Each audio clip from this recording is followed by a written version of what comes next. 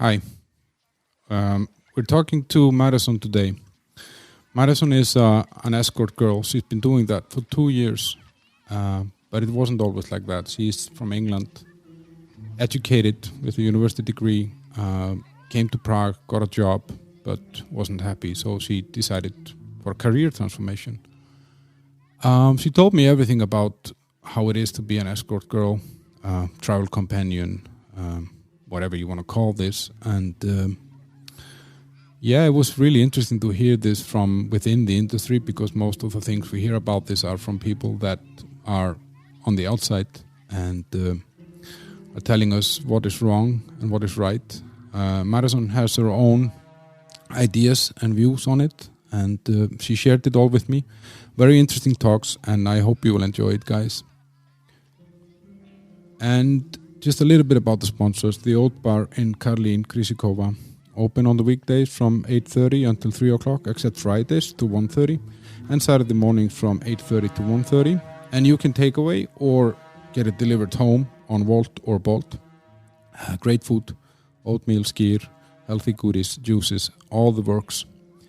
And alfred.cz, which is the best job searching website in the country, available in Czech, English and Slovak. Thousands of jobs at your fingertip, and you don't have to search for a job anymore. Alfred kind of does it for you if you set your job watch. Check it out, guys, and enjoy my show. Thank you.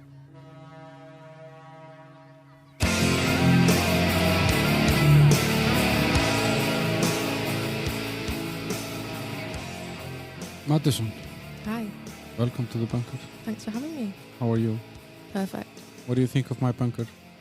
It's amazing. Yeah. Mm. We have a mutual friend.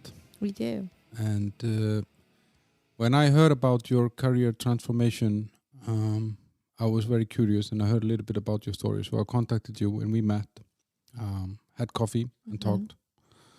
I had tea. You had tea, I had coffee, yeah, that's true. What would you call your profession? Part-time girlfriend, companion, courtesan, any of those names. Escort is usually what's used. And any of them that you prefer? Part-time girlfriend. Because I offer the girlfriend experience. Okay.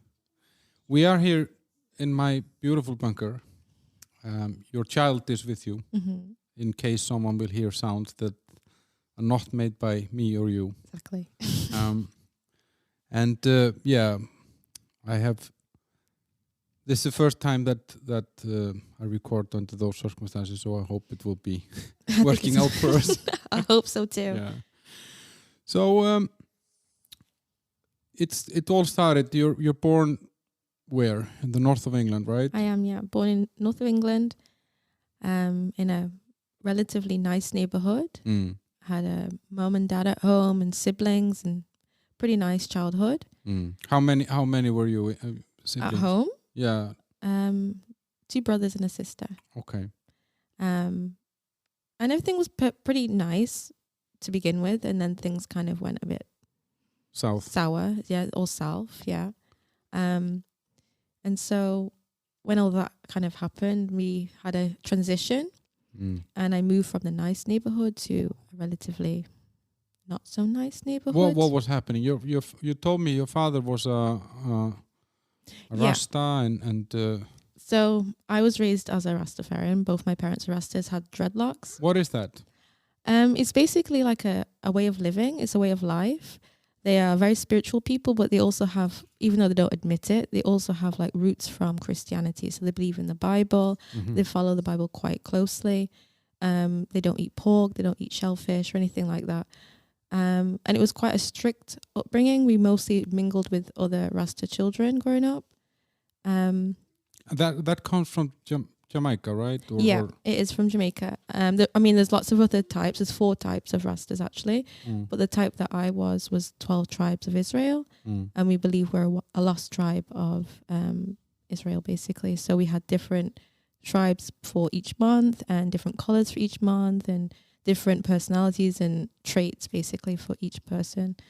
I was raised as a Rastafarian up until about 11-ish, and then things kind of transitioned. But before all of that, we lived in a nice neighborhood, and I had an older brother that passed away. And after my brother passed, I think my mom decided that enough was enough and it was time to make a change. So we literally disappeared in the middle of the night and left everything behind and started afresh. My dad didn't know where we were for a little bit, and rightly so. He didn't deserve to. Why not? He was abusive. Abusive, very much so. I remember being like 4 years old and calling the police on my dad for being abusive towards my mom. So when we disappeared, it was kind of like refreshing but also scary. You know, going to a whole new school with, you know, people you don't know, having new neighbors, and having, you know, strangers in the street at nighttime like shouting out things, and even people stealing your milk. Back then you still had milk delivered to your front door. And I actually remember a time when someone stole our milk and my mum just had enough and she flipped out. So it was a complete culture shock, but it helped me to be the person I am today, that I can mingle with people from all walks of life. But this, with your father, being a Rasta and following the Bible, that shouldn't condone abusive behavior, right? Exactly. And that's partly why I'm not religious now, because it seems to me a lot of people that tend to be religious tend to have this kind of, it's like hypocrisy. They say one thing but do something completely different.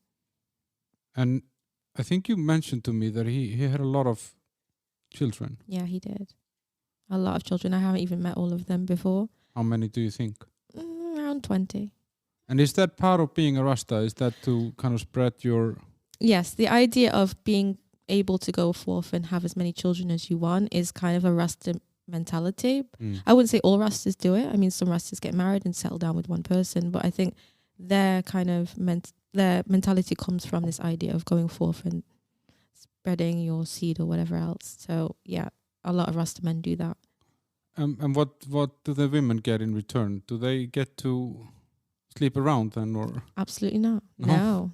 They're pretty much homemakers. They take care of the family, even sometimes their kids, you know, their partner's kids.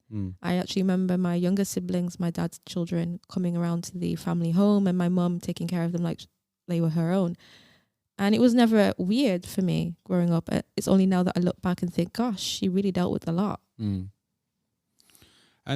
But being a Rasta, then, like in your case, for example, I mean, are there any specific things that you recall or any traditions or something that you have kept in your life that comes from there? I wouldn't say I've kept anything from it, but there are parts I remember that I enjoyed. For example, once per month, we have like a function to celebrate each individual person's month. So for example, I'm born in November. So in November, everyone dresses in red, they have a big party. And, you know, the children end up falling asleep upstairs and the family, the adults are downstairs partying, and everything's like, it's just super fun. And it's part of the culture. It kind of keeps people together. But other parts of it that I probably remember that I don't think are that great. And because of that, I don't feel like I would want to be a Rastafarian. Yeah, I didn't know. Before you told me this, I had no idea what it actually meant. You know, for me, it was kind of just connected somehow to reggae music and something. And I mean, yeah, being a white boy from Iceland, it's not exactly what you get exposed to in some way. I guess the Rasta culture is primarily based on the idea of reaching Zion and like being chosen people. And because of like the slave trade and other things, they believe that they were the chosen people of God, that they went through this hardship because they turned their back on God, and so they continue to face this hardship. But I don't know. Yeah. Okay, Madison. But how was it then? You know, you moved around 11 or something, right? No, I moved when I was around 6, but we still stayed being Rastafarians. We didn't eat pork or anything. Actually, I remember my first time eating pork. I was 15 years old, and my mum went to Tesco, and how British. I know. And she came home with these shopping bags, and me and my brother were unloading the shopping bags, and we saw this package. We'd never seen it before, and she opened it up. She turns on the frying pan and she's looking at us but not saying anything. She makes a bacon sandwich and she bites it and says, "Do you want some?" And me and my brother look at each other like, is this a trick? She's serious. So we took a bite and I've never looked back since. I love bacon. Yeah. Yeah, you can't go wrong with bacon. I mean, it's a classic taste. Definitely. And what was your, so your parents divorced then, or how was this? They were engaged but never married. They were together maybe 14, 15 years total, but never married. They had a house that they had bought in this neighborhood in the south of where I'm from.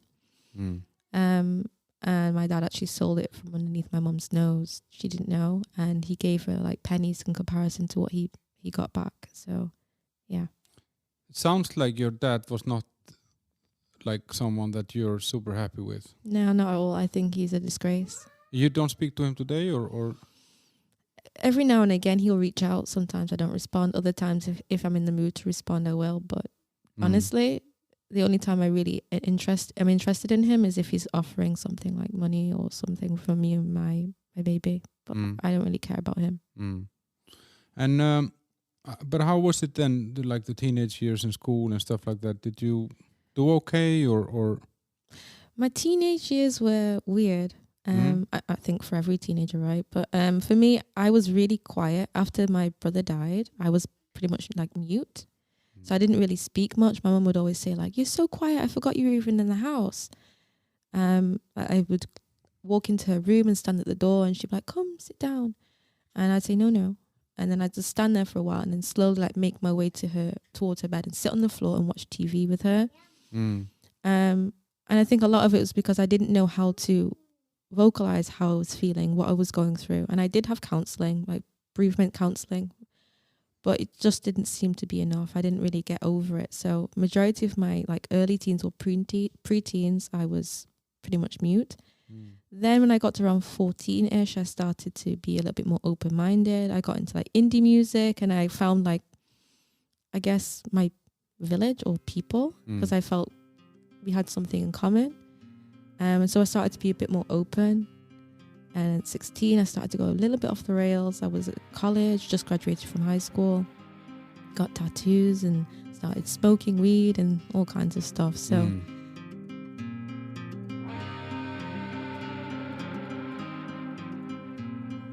yeah, Madison, it kind of sounds like you were like this, in a way, a classic teenager searching for an identity somehow. You wanted something different, right? Definitely, I'd say so. And how did you do? Like you go to university or college, right? I did, yeah. I did finally get to uni. I do have dyslexia, so education wasn't easy for me. I didn't get tested for dyslexia until I was maybe 15, which I was almost already finished at school. So I just kind of continued. Didn't get the extra help that I should have gotten within the school, but my mum paid for a private tutor for me, so I would see her 2 hours per week to help me with maths and English to get me through school and then through college and then also through university. And you studied what? I studied design. And then you go on to have a career in design, right? Yeah. Back in England or? As soon as I graduated, I moved here. Actually, I moved to Prague as soon as I graduated. I moved in the August and I graduated in the May, so it was a matter of months. So why did you choose to move to Prague? Well, I came here when I was a teenager with my then boyfriend, and it just seemed like a magical city. So after I graduated, I decided to move to Prague because I felt like I could really find myself here. It was like the land of the liberals.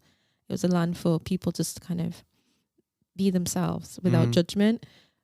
So when I did graduate and I moved here, I just felt like I was able to build on who I was, which is something I wasn't able to do back home because... Why not? Or like, just the society wasn't ready for you? Or I think it's more to do with that where I'm from is quite a small city and everybody knows each other. And furthermore, everyone knows my family. So I'd walk down the street like, hey, you're such a person's sister or daughter or, cousin. And I was tired of it. I wanted to be my own person. And Prague is perfect for that. I mean, it's a city that, first of all, everyone has a chance. Secondly, it's very liberal. Exactly. Extremely liberal. I mean, you can be a businessman by day and a gay dominant in leather by night. No one will care. Exactly, 100%. But you had a relationship here, right? I did, yeah. And out of that, you had your child. I did, yeah. And so you basically here, you have a relationship, you're starting this new life, you have a child, you have a job in design. And And then you take a U-turn. I did, yeah. Big U-turn. So you leave that relationship. Was that a bad? It was a very unhealthy relationship, very toxic, very abusive, and kind of like a circle of abuse. Like they say, like when you're born into abusive family or abusive relationships, that you tend to follow suit. And when I compare my baby's father to my father, I see there's a lot of similarities. So I know it was because it was something I saw, and I naturally just fell into that kind of pattern. But I broke the cycle when I decided to leave. My baby was very young when I decided to leave, and I didn't know how I was going to manage, but I'm here now. And how you started thinking about transforming your career, right? From what kind of got you off? Well, I was basically working freelance from home while I was on like parental leave, and my baby would sleep at maybe 7 or 8 in the evening, and then I would work until like midnight, and then she'd be up again early. So I was not really getting any sleep. And then on the weekends when she was with her father, I'd be going on dates or being social with friends. And to me, it's just like, well, I enjoy being social more so than I'm enjoying doing design at this point. So is there a way that I can make a career out of this? Is there a way I can make money and still be able to spend time with my baby without being exhausted? And I didn't tell anyone at first. I just started to do my research. And then from doing research, I found some like sugar baby websites. One is called Seeking, or was called Seeking Arrangements. Now it's just called Seeking because of the law. And I was on there for a matter of days before I started to get like quite a few messages from people who are interested, but majority of them were just kind of time wasters, not really looking for something long term. What kind of arrangements are these? Well, some may say it's similar to being an escort, but I would say they're similar but not the same. An escort is paid by the hour, and a sugar baby is paid by the month. An escort can see as many people as she wants. A sugar baby typically sees 1 or 2 people during her time with whoever, and you don't usually tell the other person that you're seeing other people. It's kind of like a relationship, but he just provides for you. And what does he provide? Money, primarily, gifts, nice dates, headache as well, a lot of the time.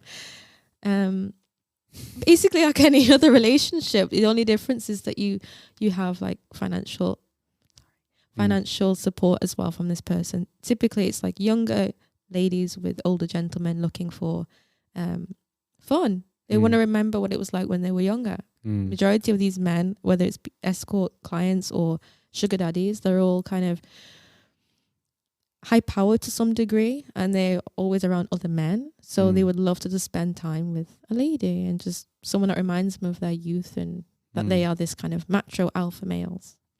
Yeah, reconnecting with their inner teenager. Exactly.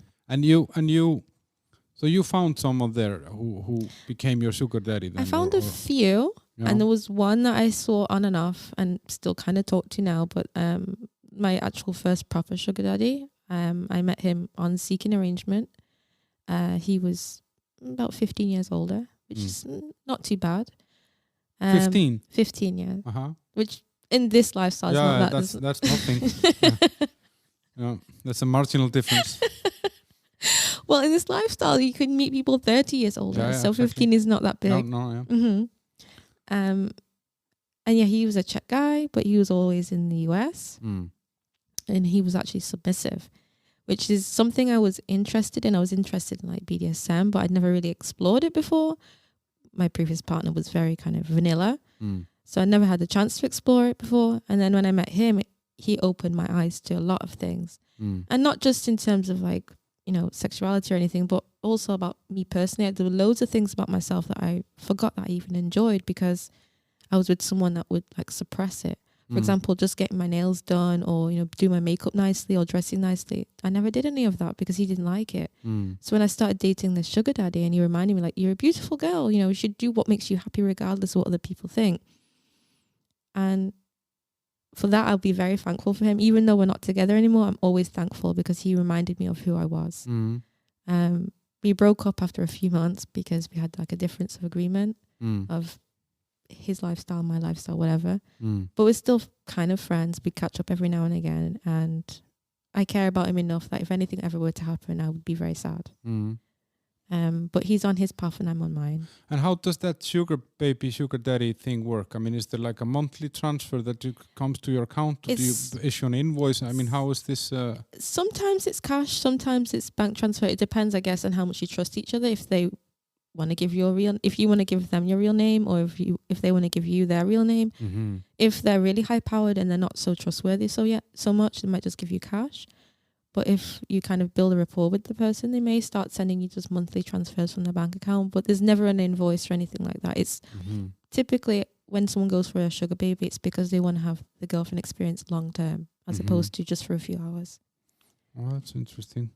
And I know you also did, I don't know if it was at the same time, but you were kind of dabbling with this OnlyFans thing. Yeah, that was a big failure for me, unfortunately, because it's not so popular here. And so most of my market was out of the country. I actually sold more pictures privately and videos privately, more so than actually using those platforms, and I made a lot more cash. But I that kind of, running an OnlyFans page is it a lot of work or? It takes a lot of work. I would say easily each day you have to spend at least 2 hours minimum. That's just doing the actual content. That's not all the preparation beforehand. So it's almost like having the full-time job. And when you get to that point, it's just like, well, is it really worth it? Because I'm not really having any income from this right now. It takes a long time to build. It takes a couple of years even to build. And you have to have a platform to build from. If you don't have like a good social media presence, it's not going to work. And how is it there? Like, because strangely as it sounds, I haven't tried it. But the people who are providing content there, I mean, there's both men and women, but are they constantly being pushed to kind of take it further? Do you know what I mean? Do you always have to give your subscribers or customers something new or something a little bit more, I would say yeah, because there's so many people doing it now that you have to stand out from the rest of the crowd. But a part of that, again, if you could be the most kind of creative person, but if you don't have the platform, if you don't have the followers, it's not going to work regardless. It's kind of like my podcast. I'm the most creative podcaster, but I don't have that platform. Oh, don't worry, it's coming. Yeah. So you stopped that sugar baby game, right? Yes and no, not exactly. I still meet potential sugar daddies online and even in person. But primarily my income comes from being an escort with the girlfriend experience, which is not that different. The only difference is I'm, like I said, paid per meeting or paid per the hour as opposed to per month. But typically most escorts will meet a guy who really likes them and then they'll become a sugar baby based on that. So it's kind of the same, but not exactly. But I think you told me that when you were looking into this and after trying the OnlyFans thing, and so you're kind of saying, okay, so, and you actually said it now earlier, that you kind of wanted to be able to spend time with your child without being exhausted. Exactly. So you were looking to maximize return for minimum output in a way. I was so exhausted working full time. I don't have a problem with any mom or any person that wants to do that, but for me, I'm not the 9 to 5 person. I can't do that. I can't wake up on the hours when people tell me to. I can't, leave the office when people tell me to. And then I had the baby, which made it even more complicated. I have massive problems with sleep. So the idea of having to wake up, say, 7 a.m. to go to the office and then pick up the baby from school and then have to do the whole mom thing in the evening and have to do it again the next day, it's just not within me to do it. So becoming an escort meant that I was able to have my own life, like as an adult, and have adult conversation and be around other people just like myself, whether it be family men or just adult basically. So I still had time for my baby and was able to like kind of balance the difference between having my own personal life as an adult and still being a mother. And so it kind of just fell into my lap to go in this direction. It was very natural. I put my first profile up, I think, in March of 2019, and it was very slow. Nothing happened. Where do you put out a profile? Are there pages for this or? Yes, there's directories, and I actually got the name of the directory from my mom. She told me where I could advertise. And I put it there and nothing came through. Like I would get views and stuff, but no one was messaging me. Little did I know it's because I had horrible photos. It's true. So I started to advertise via Tinder. And my first actual escort date was from Tinder. And it was really surprising. It just kind of naturally progressed. And we spoke. I told him how much I wanted. We met. Gave me my money. Did what we did. I went home and I was walking back towards the lobby of the hotel that we met at. This is so easy. Why does everyone make it so like this big taboo thing? Like it's simple. And then from that, I kind of continued to do a little bit more, but just here and there. It wasn't really full time or anything like a lifestyle change. It was just more like something on the side. And then I had my first photo shoot. And this is when I considered myself to be really a proper escort. Was in October 2019. I had my first photo shoot and my profile went wild. It went crazy. I think the idea of a black girl in Central Europe kind of meant men went crazy. Yeah. They were really crazy. It was a little bit scary at times as well. Some of the messages that I would receive, especially as a new girl, some of the things you receive and via message, you sat next to your kid watching YouTube and then you're reading disgusting messages like, I can't even. But so being a black girl is an advantage here. Oh, massively. But did you feel that before you went into this? Yes. So men wanted to have sex with you? Oh, definitely. I would, even before I actually moved here, even when I would just come here on holiday, because we used to come here like once or twice per year with my ex-boyfriend. And I'd literally have guys come up to me in clubs or pubs or bars and stroke my hand. I'm like, oh, beautiful chocolate woman. I'm like, who are you? Who are you? And why are you holding my hand? And even when he wasn't there, it was probably even worse, I'd say. It was worse when he wasn't around because people would feel that they could have the license to say whatever they wanted to. But I capitalized on that. I made money from this idea of being this chocolate lady.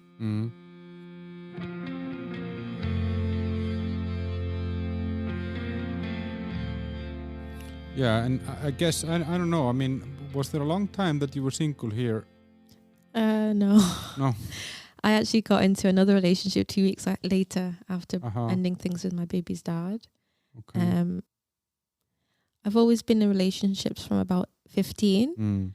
Never really dated properly before. And when I was with my baby's dad, that was my first proper relationship. But before then, it was always like, kind of, jumping from one to the next. So when I finally did end things with him and I started dating this other person, it was maybe like 10 months or so where we were together. It didn't work out. He was younger than I was and he definitely wasn't ready for that kind of responsibility of taking care of a family. Child. Yeah. Exactly. So when that ended, that's when I went through the new transition. I ended things in the April and I was with somebody else by the 1st of May. Which is Lover's Day in Czech Republic. Yeah. How was it like? I mean, like, I guess when people think about escort or like a short-term girlfriend or a girlfriend experience or prostitution or in general, I think it's there's levels to it though. Yeah, I wouldn't exactly. I wouldn't say it's prostitution as what we consider it, like what you see in media. Or no, but that's what I think we kind of we group it as a society. We kind of group it in one bag, but exactly. It isn't. So no, absolutely not. What is it that you're providing? What are the services that? Okay, you're so I can go through the levels, and then we can like define what each kind of sex of yours. worker. What is it that you do? Okay, so what I do is called like the high class, low volume escort. And the kind of first platform of it, no disrespect to any streetwalkers, but it's streetwalking girls that will, stand in the corner and say, this costs this much. There's no conversation, there's no romance. It's just, this is what I offer and this is what you have to pay. Then on top of that, you have like the brothels where the girls will typically pay to have a room and the pay is not that good, but they probably see quite a lot of people in one day in order to make good money. Volume. Exactly, high volume. And then on top of that, you have the high class, high volume, which are the girls that ask for stupid amounts of money and see multiple people in one day. They make the most money, I'd say, in this industry because they can make easily €1,000 easily in a day. If they meet with people they've met with before for longer meetings, no problem with making €1,000. And then you have the high class, low volume, which are the girls that have, like myself, who have maybe 1 or 2 dates per week, tend to be longer, 3 hours plus. And it tends to be people you already know, people you've met with before, people you have a rapport with. All regulars. Exactly. So if you compare the two between the streetwalkers and the high class, low volume girls, that you can't really compare the two. It's completely different. We're given an experience as opposed to a blowjob on the corner of the street. Yeah, and that's and that's actually what because as you're saying, your let's say your service catalog is, you travel with people. Yeah.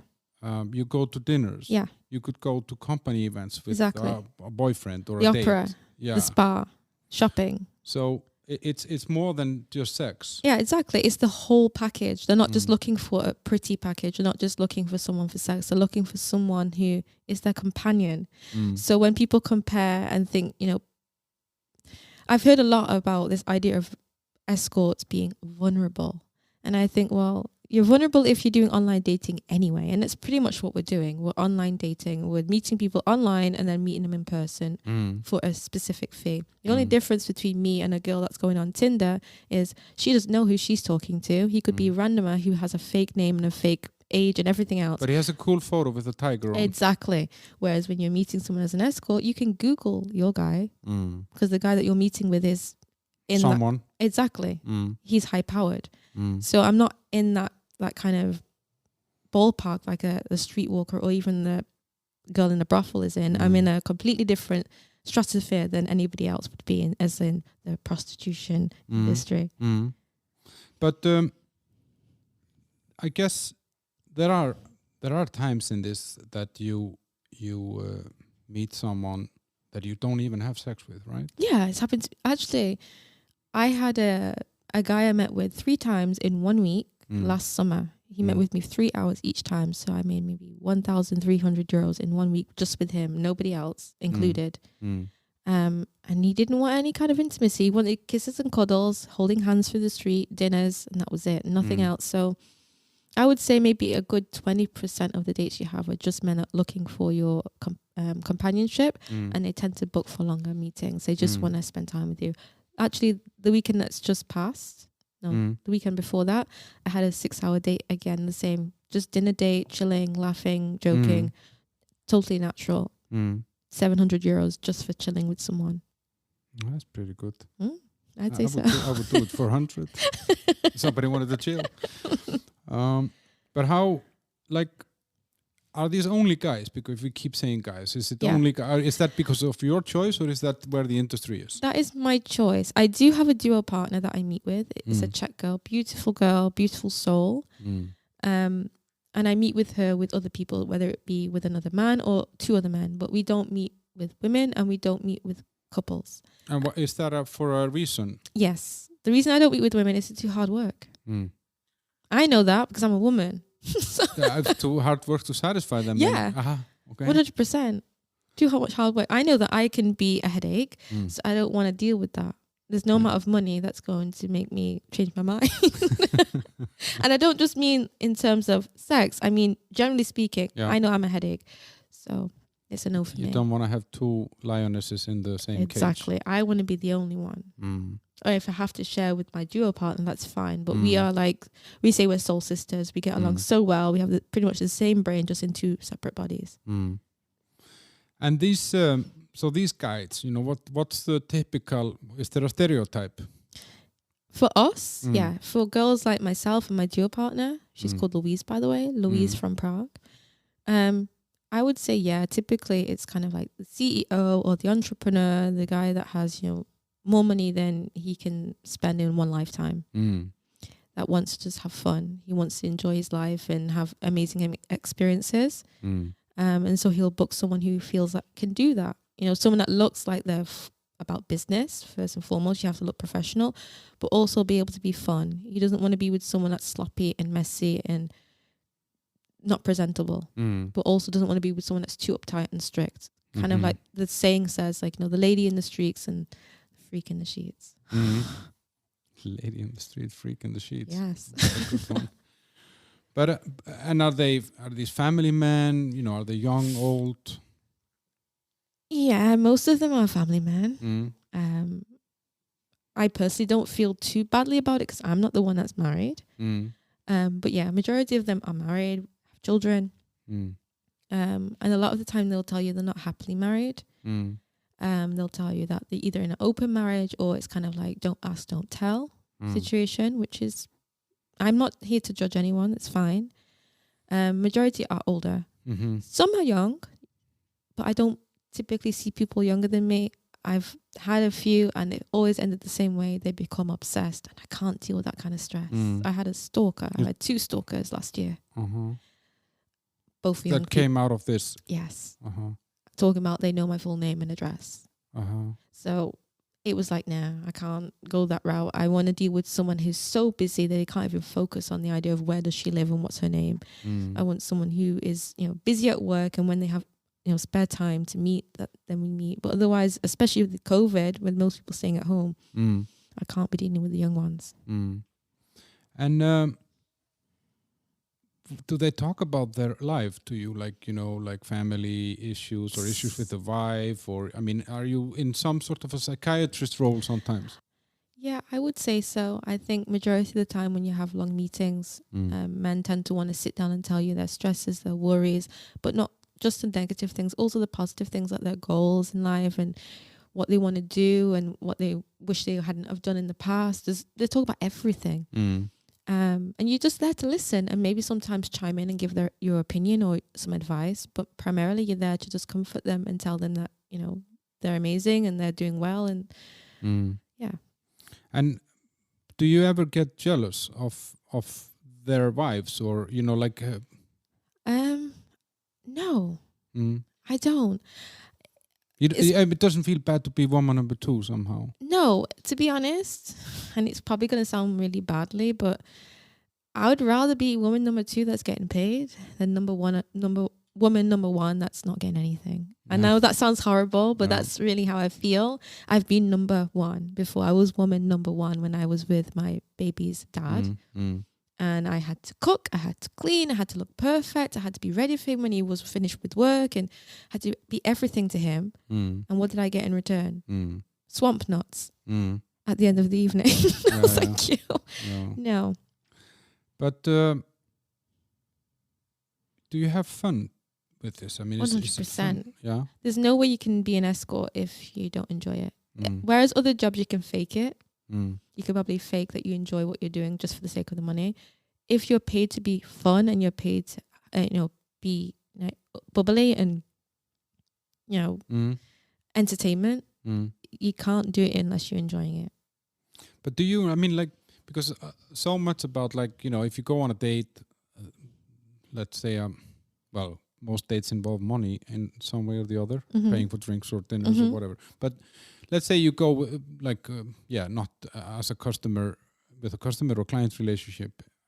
The chemistry is so important if you're going to have fun or not. Do you screen somehow your clients? Always. It's something I didn't do at the beginning because I was new to the lifestyle, but I learned very quickly to screen, very quick, because you'll have time wasters. There's some of the worst situations to me is when I've been woken up at 2 or 3 or 4 o'clock in the morning and it's like a video chat and you open it and it's some guy doing unspeakable things to himself. And he's just like, why are you doing this to me? My poor eyes, why do I have to see this? And so very quickly you learn, you don't pick up the phone, and if you do, you put them in their place. You always ask them their name, their age, where they work, what they do, if they've met with a companion before. And if they say yes, sometimes you can ask for a reference. If they say no, then you kind of take a different route. And then just before the date, you ask them for a photograph with their thumb or holding a spoon or a mug or something in their house next to the window, so you can see the outside of where they are and also prove that it's actually happening in that moment. And then that's when you kind of know 100% that they are real. Wow. So you actually have a process. I have Where to. do you learn this? From my own stupidity, from not doing these things in advance, and also from other girls. I would say any girl that gets into this industry, speak to at least 3 other girls before you do it. And your stupidity. So did you make mistakes? Like Many. some And example? every escort does. Yeah. Every escort does. If you're independent anyway, I would say every escort makes stupid mistakes. Like, I remember when I first started and my phone was, as I said to you before, my profile was going crazy. My phone was going crazy. And people would write me and they'd tell me where to go. And I'd get there. No one was there. No one was there. And you just kind of sit in the lobby like, okay, maybe they're busy. Maybe they're in the shower or maybe they're on the toilet or having a cigarette.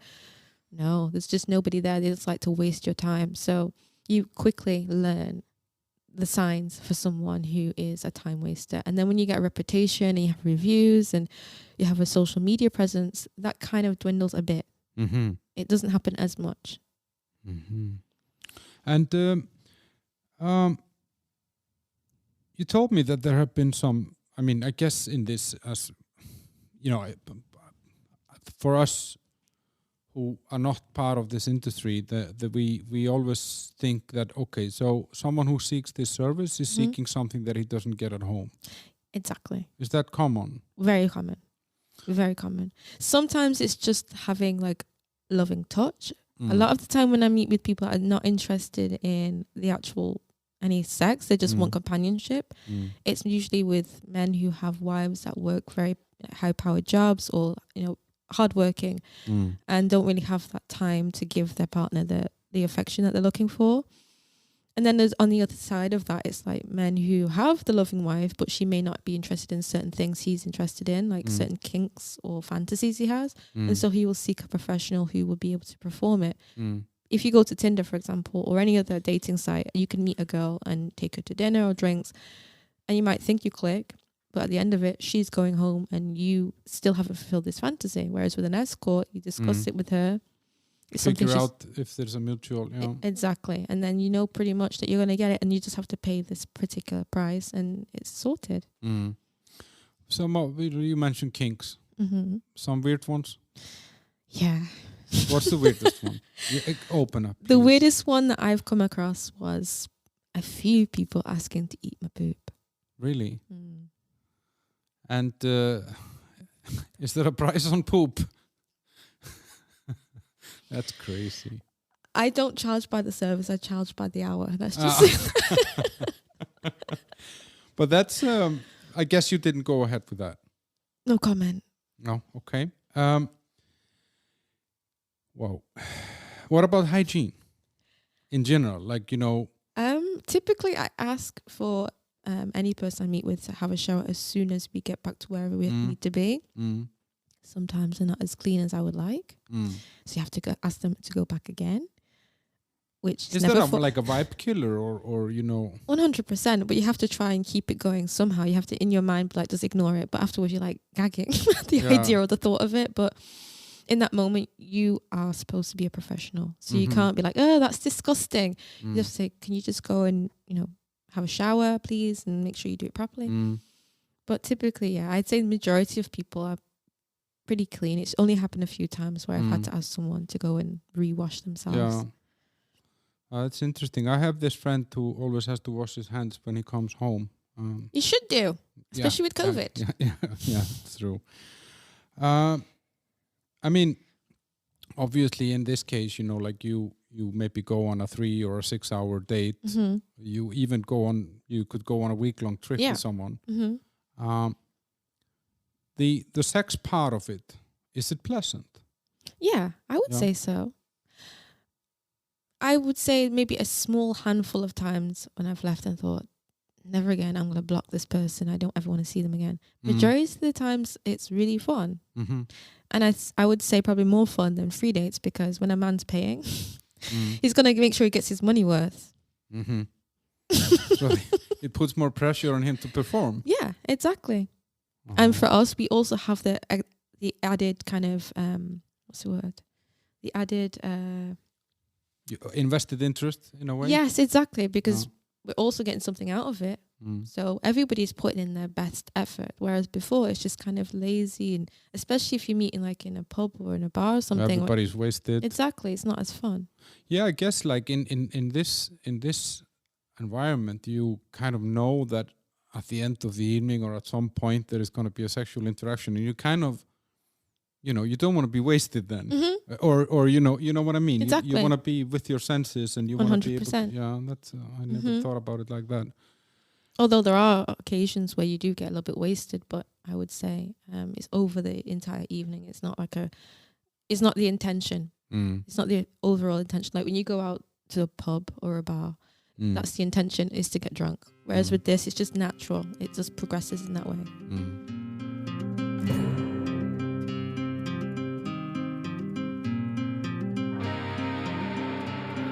I have sometimes, there are clubs here in Prague where there is, where they're kind of a hybrid between a strip club and a brothel. I've worked at one. Uh-huh. Yeah, I don't remember what it was called. I worked there for one evening and I never went back again. It was horrible. Yeah? Yeah. Why?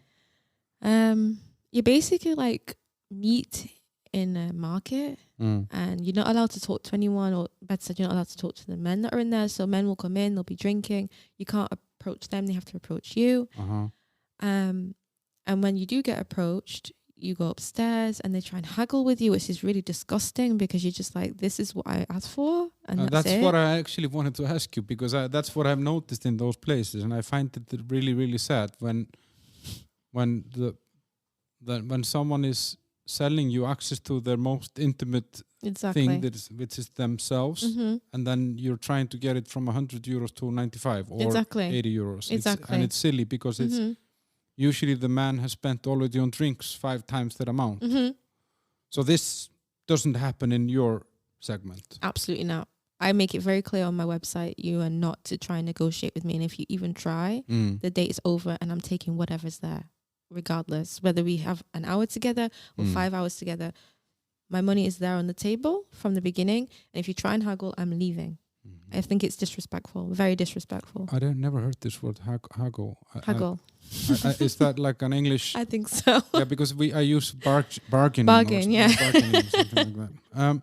But do you have any protection? I mean, what if something goes wrong? I always let someone know where I am, whether it's be an escort friend, whether it's a family member, or even just a regular friend that's not in the industry. Someone always knows where I am, and also I carry a weapon. Or a spray? Both. That's crazy stuff. Well, I have to be protected because you never know what could potentially happen. And not just in this industry, like in life in general. You never know. As a single woman that gets called out in the street, chocolada, you have to be careful. You never know what crazy is going to come up to you and try anything. So. Okay, I got to stay in the good book. Don't worry, I've only used the pepper spray once. That's on my list of my worry. So you do enjoy the sex, of course, and in this there is some empowerment, I guess. I think so, 100%, because it's like selling snow to Eskimos, right? They can go anywhere and get it for free, but they're paying you specifically. So it means that they look at you and think that you are worthwhile of more than anything else. Exactly. I mean, why is then all this stigma around this? I mean, like, is that based on jealousy? I mean, why do women, for example, for me, women often treat sex workers or people that are in the adult industry, whatever role they play there, they get judged. I think it's really funny that we do, though, because majority of those women are still watching porn with their partners. And if you're watching porn, you're basically feeding back into the industry. Porn inspires the fantasy and escorts fulfill the fantasy. So if you're judgmental of escorts, you're a hypocrite if you're watching porn too. Either stop watching porn or be quiet. But is it like, I don't know, is this jealousy or this stigma, is it possibly this empowerment that this gives you, that also that, let's say, the woman who looks at it from the outside, she says, well, why is someone paying for her? She is, you know what I mean? Is it like a competition? One of the most common responses I get when I tell people what I do is, I wonder if I could do that too. So in my mind, every woman that I've spoken to about this, in the back of their mind, wonder if they are capable. And my answer is yes. There's always a market. Yeah. If you can date normally, you can date as an escort. Yeah, that's true. Here in Prague, is it more liberal than back in England, do you think? 100%. In what way? Like just the industry is more on the surface or Yes, I would say majority of Czech women have either come into contact with being in the sex industry or know people that have been. Whereas in the UK, it's kind of hidden. People don't really want to talk about it. Even though that they may be in the industry, they don't want to talk about it because of the judgment that they may receive. I genuinely don't care what people think. I'm pretty much open. If people ask me, like, are you an escort? I'll say, yes, I am. You want to ask me some questions about it? Fine. If not, okay, that's fine. It's not a problem. But either way, I don't feel any kind of embarrassment about what I do. Yeah, that's interesting because I have friends here who have siblings who have been in the sex industry and or dancing or whatever, and there is zero judgment on this somehow here. It's a very kind of seen with I would say a neutral eye. It's the porn capital of Europe. Yeah, or at least the sex capital. It used to be at least. What about that porn? Have you ever been offered?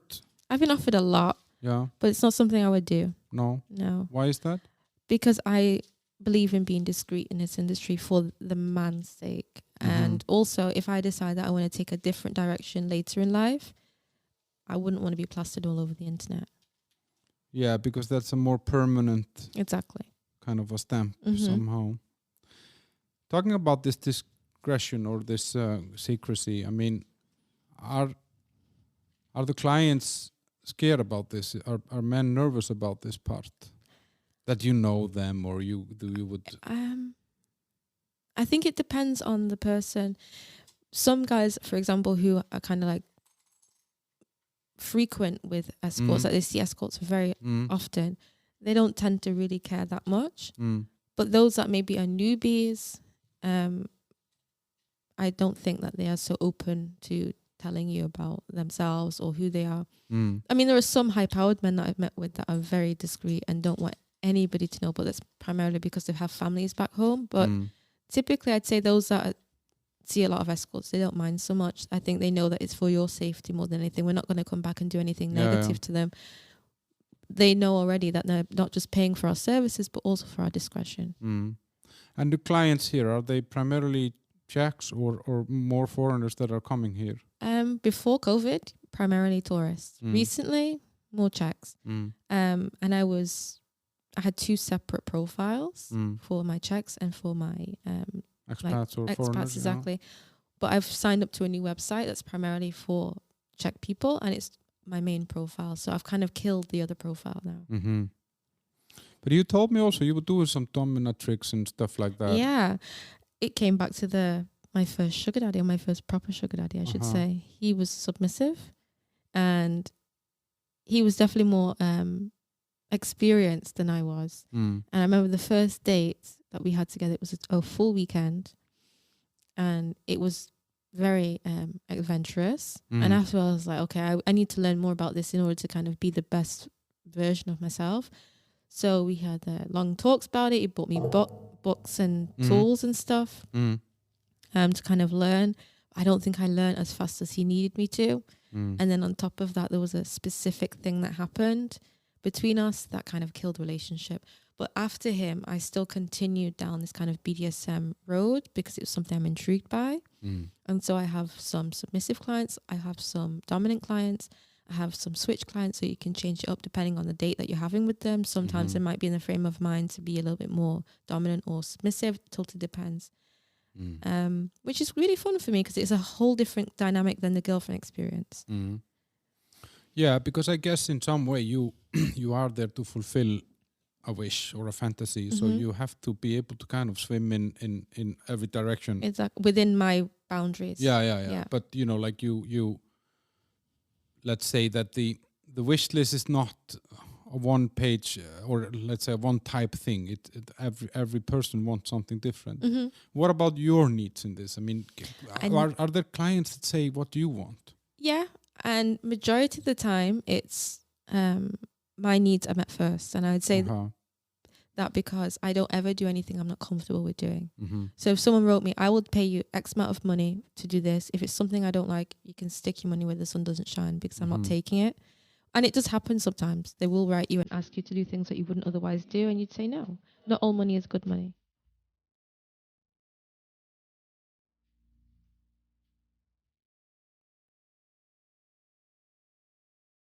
So Madison, when you're in this lifestyle, and can you build emotional relationship with a person? I think so, 100%. I think it's probably easier to build a bond with someone who takes care of you than someone who kind of expects you to do it on your own and slowly build towards this idea of a union. But do you think so that would be that you could develop an emotional relationship with a client? Definitely. I would say majority of the people that I see over a period of time, I feel that they're more than just my client. I'd say they're more my friends, and some of them even build towards being, potential boyfriends. Some of them have even offered, and I'm just not in that position in my life just yet to say yes. But yeah, it's very easy to be able to be in a relationship with a client, I'd say.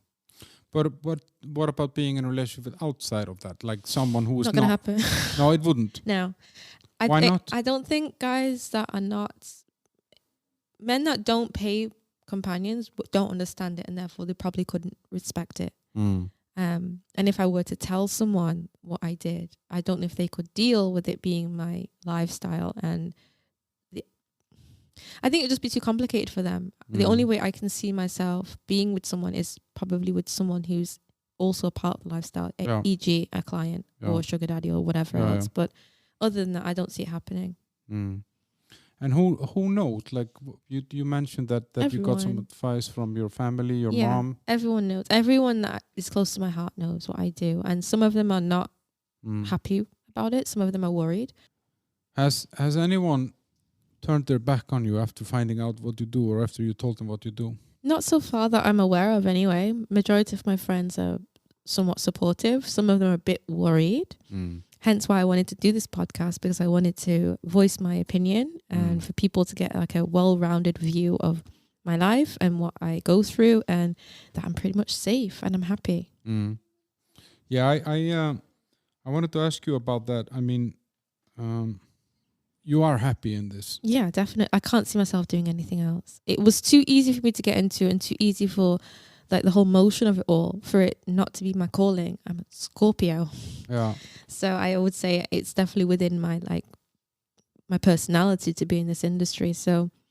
But you understand that, what you're saying here is what most people that are listening to this will probably think, wow, this is crazy, because you go to university, you get a degree in design, you have a career in design, you have a child, and people would say, how could she possibly want to do this? I would say a lot of single mothers end up in this industry. Some of them may not be 100% happy at first, but once they realize how simple it is, they usually get used to it. For me personally, as someone that wanted to explore more, it wasn't me being forced. I could have easily continued working from home. Exactly. You could have chosen to keep on a different path, but you didn't want to. Exactly. And it's not like I didn't enjoy design, I just didn't enjoy it as much. I was already dating anyway, and I was meeting some high profile men anyway. So for me, it was just natural for me to fall into this kind of... This was a kind of a natural... Exactly. Yeah. Natural progression for me. Yeah. So I guess the money is good. Money is great. Versus the hours spent. Yes, definitely. And you feel empowered because you're more desired and you're valued higher than other women. I would say I feel empowered because I feel that people recognize my specific, attributes. I wouldn't say I'm any better than any other woman. I just decided to capitalize on who I am. But it helps with the self-confidence. Massively. Massively. Now, feminism is, obviously it's a big topic, has been a big topic, will be a big topic. It's one of those kind of never-ending topics in a way. And if we look into the feminist camp, then at least the discussion that I follow, and I follow it more than people believe or would believe, it's a very kind of split in its opinion on the adult industry or sex workers. Totally. Where do you stand on that? I wouldn't say I'm a feminist. I don't feel like feminism supports large groups of women within the world that we live in. And considering feminism supposedly is about like equality for men and women, I don't feel that it should be exclusive club of people that can be a part of this little society. For example, women of color, we aren't really represented in the feminist movement.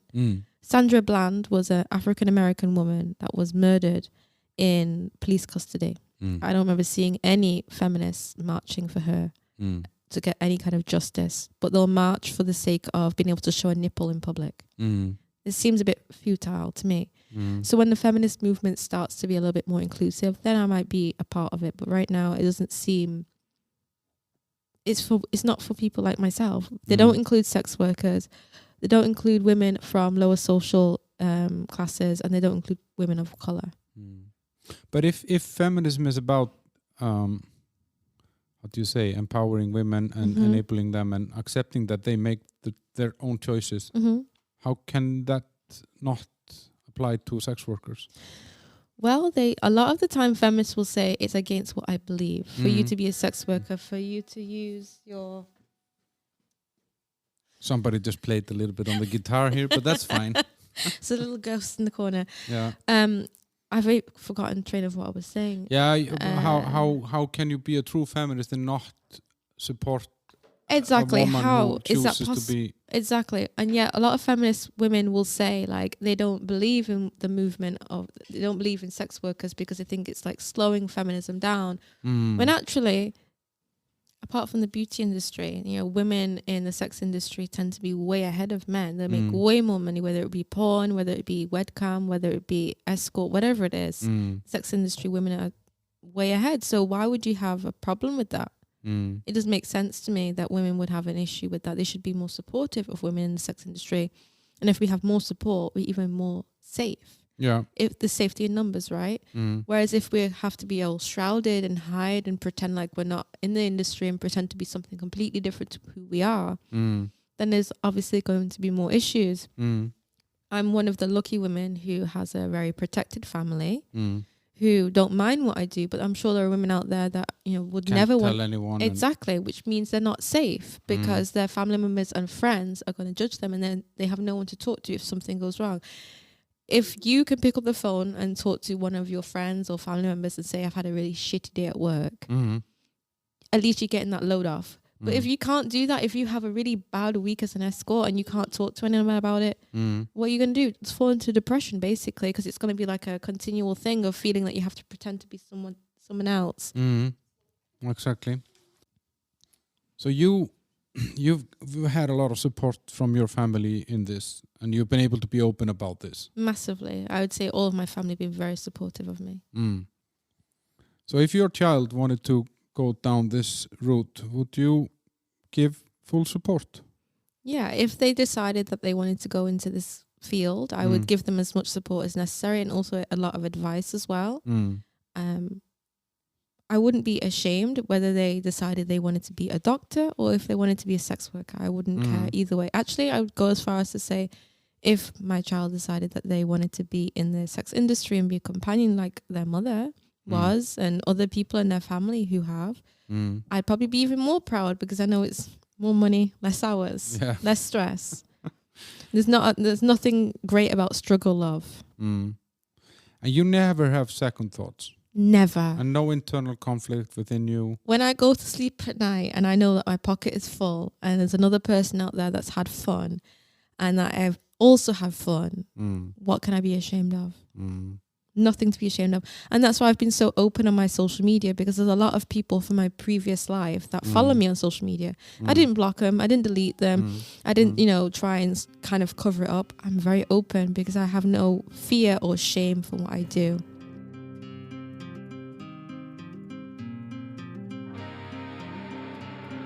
Okay. Madison, how I've been always a little bit curious about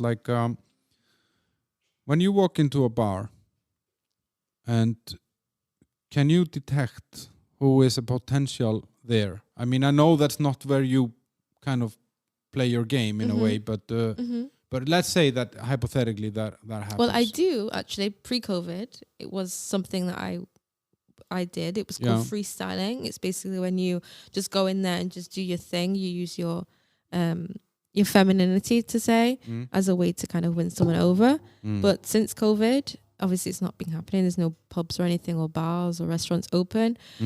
But I would say, yeah, if you go into public, you can typically find the sort of guy that is interested. Or how do you know?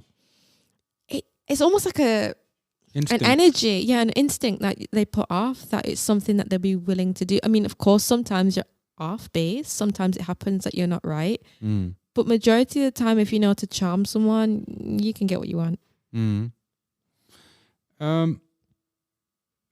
do they sense you in the same way? 100%. Yeah, definitely. But I've been told here also by other black women that I know that there is a stereotype about black women in the city that men are very frank and open. Is that true? I would say so, definitely. Probably more so than it would be with, say, Czech women or other white women. I think with black women, they just kind of have this idea in their mind, and it doesn't matter about anything else. They're just going to tell exactly what it is that they're interested in. And before, when I wasn't an escort, it was a little bit like daunting. I was like, oh, let's calm down a bit. And then since I've become an escort and I'm kind of used to that kind of dialogue, it's not so daunting anymore. It's actually quite refreshing that they're straightforward with you. Yeah. So you do, like a companion, girlfriend experience, dates. I guess you go to nice places, right? You eat in good restaurants. You're not at the local Czech pub that hasn't been... Sometimes it happens occasionally when someone doesn't want to be too kind of... Posh, exactly, when they just want to have a low-key date. It's not very often, but it does happen. I would say majority of the time, because I mark myself as being... This is kind of cringy, chocolate princess, that typically they want to kind of show out and be really kind of expressive and show off to you, which in some ways is great, but I don't think I should have used chocolate princess as my tagline. Maybe Louboutin princess, because maybe I'd get more Louboutins instead of chocolate as gifts. But do you like... you've seen all the 5-star hotels here in town, and not all yet, but it's a goal.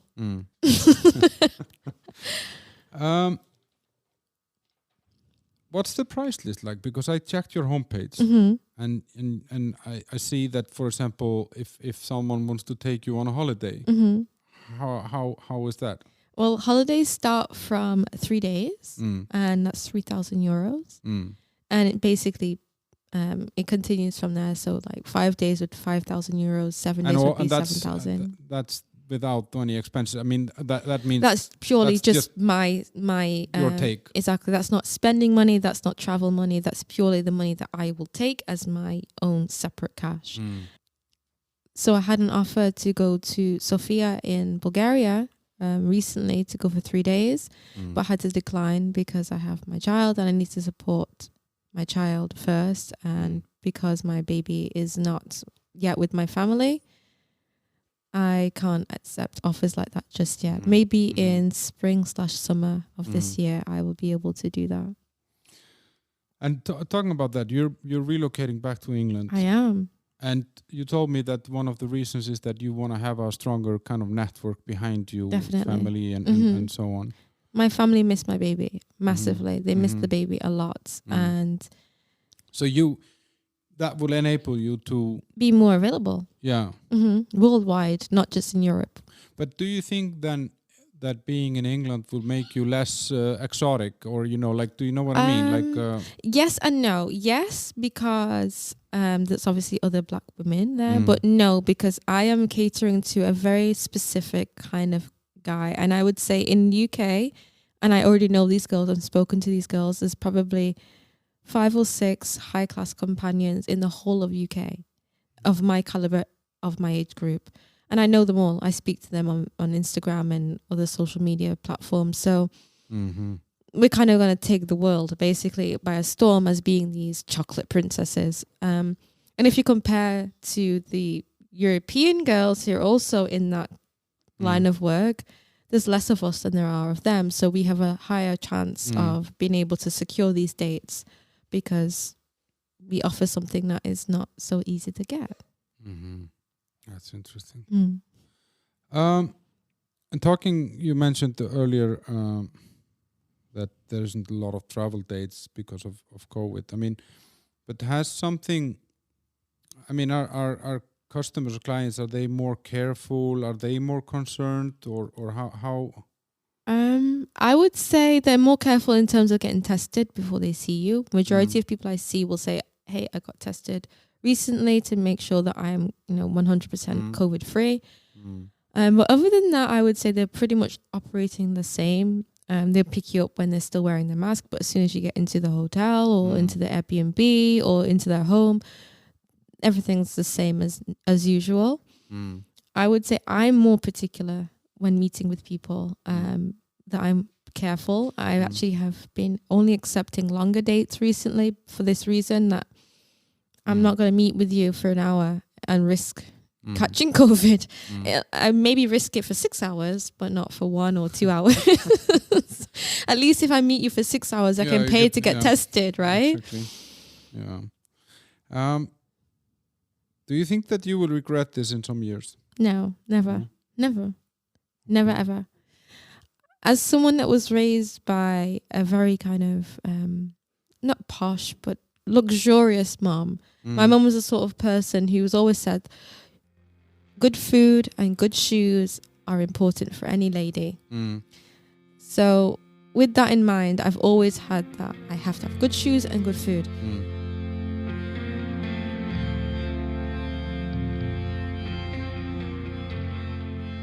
So you're getting good food, good shoes, good money. Living good, happy. And you're meeting interesting people. Exactly, hearing their life stories, hearing about their experiences in their careers and their goals and everything. To me, I don't see what I'm doing as immoral. I see it as something like, I don't know. I'm making people happy for a living. How can you be guilty or feel guilty about making people happy? You're fulfilling something they otherwise may not feel they could fulfill. That's the perfect job in the world, to make other people happy and also be happy too and get really well paid. Yeah, it's a win-win. Pardon? It's a win-win. Yeah, 100%. The only way that you lose is because of what society says. Like, sometimes I watch movies and I wouldn't even realize, but usually they'll say something derogatory about like escorts or prostitutes, and it'll hit me like, oh, they're talking about a girl like me. Then I think, yeah, fuck you. You know what you're talking about. You're not even being in the industry. You don't know what my life is about. You don't know the kind of offers that I get. I've got offers to go on a yacht last summer in Mykonos with my duo partner for 7 days for 700,000 euros. So you want to judge me, it's okay. It's okay. It's no problem for me because I'm making good money doing what I do. So your opinion doesn't pay my bills. No, that's true. So how long do you think you can do this? I see myself in this industry for maybe another 2 or 3 years. Whether I meet someone before then or if I decide to become make my own business, like as a escort agency or something along those lines. I've also had a few other ideas of what I wanted to do before I even became an escort or before I became a mom. But in my mind, I feel like in the next few years, whilst I'm an escort, especially after COVID has decided to piss off out of our lives, I'm probably going to meet someone because I've met people in this lifestyle already. So I don't see it not happening in my future. So it's highly likely I'll meet someone that's going to be a provider, boyfriend, husband, whatever else. So if you had a boyfriend that you kind of met through a client relationship, let's say, would it be important to you that he is loyal to you? No. He could go and meet all the If girls. he was providing for me everything else that I needed on my checklist of all the things I wanted, do what you want to do. I have an open mind to what other people can do with their lives. I was actually in an open relationship with my first sugar daddy. And as long as we discuss things in advance, I was fine with it. I don't believe that we're made to be 100% monogamous for the rest of our lives. I think it's unhealthy and it's unrealistic. There are 7 billion people in the world now. Whereas before, obviously every year there's more and more people. So the idea of you meeting one person you're supposed to be with out of 7 billion. Exactly, it's ridiculous, right? So if my partner decided that he was wanting to potentially be with somebody else, as long as it was something he was honest about and I was taken care of, do your thing. But if you lie and if you're not supportive, then it's not something I can be with, because I need to be benefiting from this situation in some way. I know it sounds incredibly selfish, but I'm honest, I am selfish. No, yeah, it actually more sounds honest, because in the end, the relationship, whatever relationship, it's a give and take. You have to feel that you're getting something back for what you put in. Exactly. And I think that's maybe it's something that we don't want to admit. I think most people don't. Yeah, but it is. Exactly. That's the reality. And when you're in this industry and the majority of people you meet are in relationships or married, I'm not under any illusion in my mind that someone I'm going to marry is going to, especially if I meet them in this industry, of course they're not going to be faithful to me, because they're not even faithful to the person that they were with before me. It doesn't make any sense. So in my head, I'm already prepared to be in that position where, okay, well, I'm your wife. You do you, I do me. As long as there's money there and we can take care of our family, do what you feel is appropriate, as long as we agree on it in advance. But I'm not going to openly say to my partner, go and cheat. Of course not. But I'm not under any illusion that they're going to be 100% faithful to me, especially since they met me as an escort. This is really interesting, Madison, and I'm very happy that you agreed to come. And I found it interesting what your motivation was to come on my podcast and to talk about this, because you said that you wanted kind of to set the record straight. Yeah, I had to, because I think we're moving in a direction now where sexuality is becoming a little bit more open and fluid, and people are, starting to really feel the need to express themselves apart from the sex industry. Everyone still looks down at us like we're disgusting, we're disgraceful, we're immoral.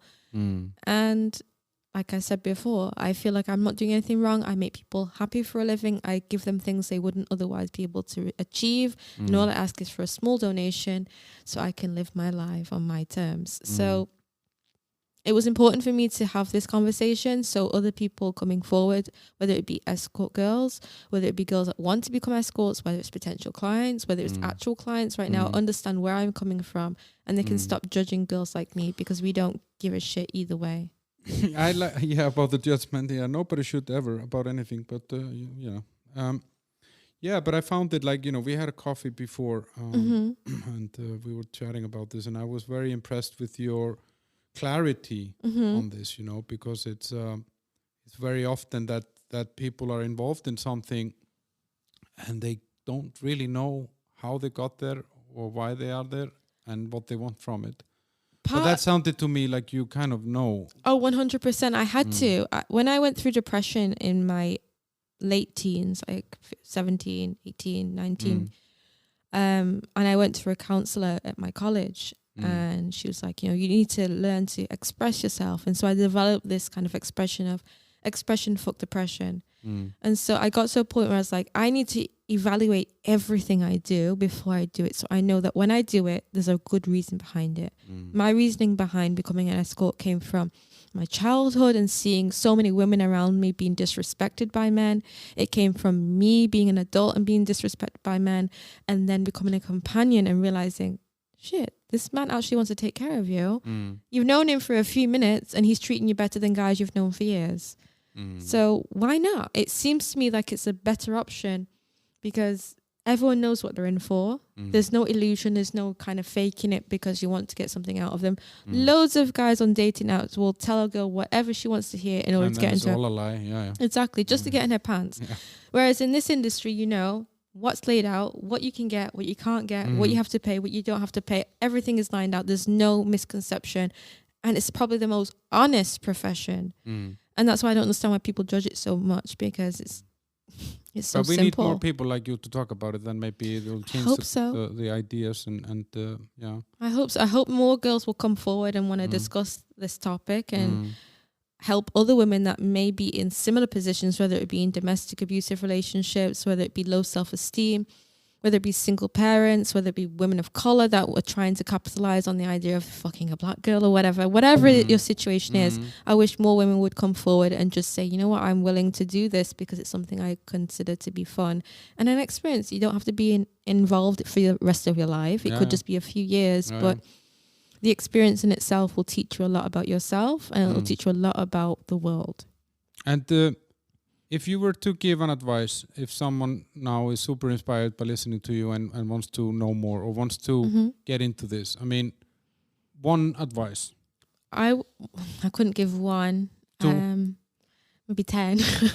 I would say if I were to give any girl advice, I'd say talk to other escort girls. Do your research. Always screen every person you meet. Always stay protected. Get tested very often as possible. Don't go to your local local gynecologist. She will judge you. I have experience of it. So find your closest sexual health center that like kind of specializes in sex workers. I actually know one in Czech Republic called R&R that I go to in Prague. One, no judgment at all. They actually give you free like condoms and stuff. Get a second phone. Don't use your personal number. Don't show your face. I only learned that recently. Don't send pictures because men will use it against you, whether it be making fake profiles or trying to out you. I don't know. Okay. There's loads of things, but it's a lot. Yeah. You could write the manual. Oh, I will do one day. Yeah. So if people want to know more about you, I mean, as I said earlier, I checked your homepage. What's your homepage? It's madisonsnow.cz, but it will be changed to .com when I move back home. So Madison Snow, as in snow, like that happens during Christmas, snow. Yes, exactly. The snow that happens like literally had 2 days ago, right? And the snow doesn't come from anything provocative or anything illicit. The snow comes from my favorite artist. He's called Dash Snow. And he was a graffiti artist / photographer, and amongst other different variations of art. But the reason I loved his art is because it was so raw and honest. And on this page, because guys, check it out, madisonsnow.cz. I was very impressed, I have to admit. Thank you. It's a very kind of business savvy page. It still needs some work though. Yeah, but everything is kind of laid out clearly. Yeah. Prices, services, photos, COVID disclaimer. Everything is there. You know, it's really, really professional. And what about social media? Where can people follow you on the social media? Instagram. My Instagram is Maddie, which is MADI_international or NT, yeah. You can find me on Instagram. I was on Twitter, but it's too much headache for me. So either these one are of the two main mediums. Yes, exactly. Okay. Yeah, guys. I've been sitting here kind of with my head full of more questions. I think I could, if I had the chance, I could speak with you, Madison, for 5 more hours. Yeah, it's been a great pleasure having you guys. Thank you for having me. Yeah, if someone is still listening out there, then obviously you liked what you were hearing. So go and follow the show so you never miss an episode. I agree, definitely. Review it on Apple Podcast because that's good for me. Help my sponsors by visiting alfred.cz and the Old Bar Prague. And you can follow the show on Facebook. It's called Bunker, How the Hell Did We End Up Here? My Twitter is Midlife Crisis Warrior. My Instagram is Midlife Crisis Warrior. And then the show has a page called Bunker Prague. So follow on any of these mediums. If you have some cool people that are living here in the Czech Republic or in Prague, please tell me because I'm always looking for interesting people to talk to. Madison, it's been a pleasure having you here. Likewise. Thank you for having me. Yeah, I look forward to having more coffees with you and having a better talk about this.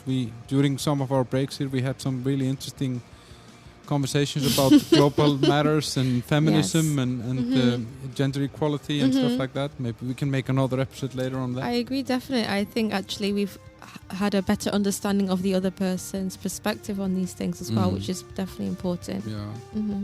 So yeah, it's been very informative. Have a nice evening. Likewise, and thank you.